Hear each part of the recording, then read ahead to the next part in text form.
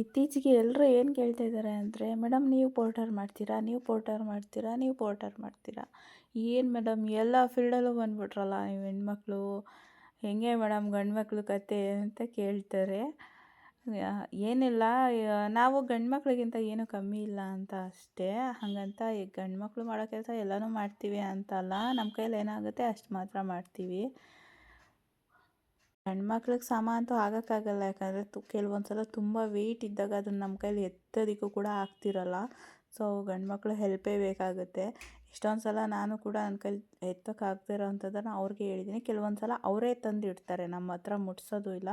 ಬಿಡಿ ಮೇಡಮ್ ನಾವೇ ಇಡ್ತೀವಿ ಅಂತ. ಮತ್ತು ಎತ್ಕೊಳ್ಳೋದು ಅಷ್ಟೇ, ಡ್ರಾಪ್ಗೆ ಹೋದಾಗ ಬಿಡಿ ಮೇಡಮ್ ನಾವು ತೊಗೊತೀವಿ ಅಂತಾರೆ. ಬಟ್ ಕೆಲವ್ರು ಇರ್ತಾರಪ್ಪ, ಅದೆಷ್ಟೇ ವೆಯ್ಟ್ ಇರಲಿ, ಅದು ಸೆಕೆಂಡ್ ಫ್ಲೋರಲ್ಲಿರಲಿ, ತಂದು ಕೊಡಿ ಅಂತ ಹೇಳ್ತಾರೆ, ತೊಗೊಂಡು ಬನ್ನಿ ಮೇಲೆ ಅಂತ ಹೇಳ್ತಾರೆ. ಆವಾಗ ಸ್ವಲ್ಪ ಬೇಜಾರಾಗುತ್ತೆ.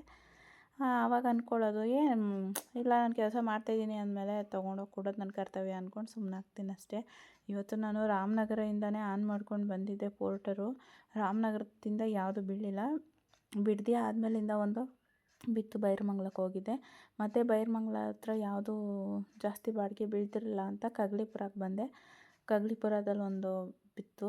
ಎಲ್ಲಿಗೆ ಅಂದರೆ ಸುಂಕದಕಟ್ಟೆ ಬ್ಯಾಡರಳ್ಳಿಗೆ. ಮತ್ತು ಸುಂಕದಕಟ್ಟೆಯಿಂದ ರಿಟರ್ನ್ ಕಗ್ಲಿಪುರಕ್ಕೆ ಇತ್ತು ಅವ್ರದ್ದೇ ತೊಗೊಂಡೋಗೋದು. ಮತ್ತು ತೊಗೊಂಡೋಗಿ ಕೊಟ್ಟು ಮತ್ತು ಅಲ್ಲಿಂದ ಕುಂಬ್ಳಗೂಡಿಗೆ ಖಾಲಿ ಬಂದೆ. ಕುಂಬ್ಳಗೂಡಿಂದ ಹೆಗ್ನಳ್ಳಿಗೆ ಬಂದೆ. ಅಲ್ಲಿ ನೋಡಿದ್ರೆ ನಂದು ಪೆಟ್ರೋಲ್ ಖಾಲಿ ಆಯಿತು. ಇವತ್ತು ಪೆಟ್ರೋಲ್ ಬಂಕಲ್ಲಿ ನನಗೆ ತುಂಬ ಮೋಸ ಮಾಡಿದ್ದಾರೆ. ಪೆಟ್ರೋಲು ಇಷ್ಟು ದಿನ ನಾನು ಎಷ್ಟು ಪೆಟ್ರೋಲ್ 200 ಅಷ್ಟೇ ಪೆಟ್ರೋಲ್ ಹಾಕ್ಸ್ತಿದ್ದೆ. 100 ಕಿಲೋಮೀಟರ್ಸ್ ಮೇಲೆ ಬರ್ತಿತ್ತು. ಬಟ್ ಈ ಸತಿ 250 ಹಾಕ್ಸಿದ್ದೀನಿ.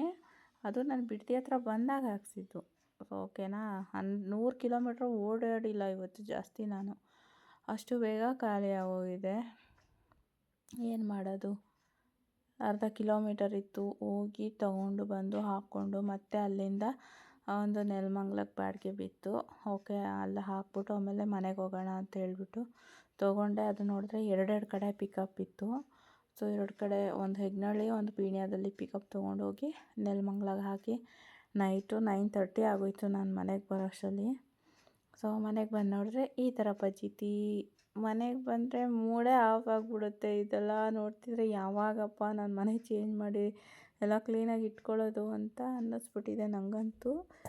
ಯಾಕಂದರೆ ಹೊರಗಡೆಯಿಂದ ಸುಸ್ತಾಗಿ ಬಂದಿರ್ತೀವಿ, ಮನೆ ಬಂದಿದ್ದ ತಕ್ಷಣ ನೋಡಿದ್ರೆ ಪೀಸಾಗಿರಬೇಕು. ಬಟ್ ಗಲೀಜಾಗಿದ್ದರೆ ಇನ್ನೂ ಟೆನ್ಷನ್ ಆಗ್ಬಿಡುತ್ತೆ.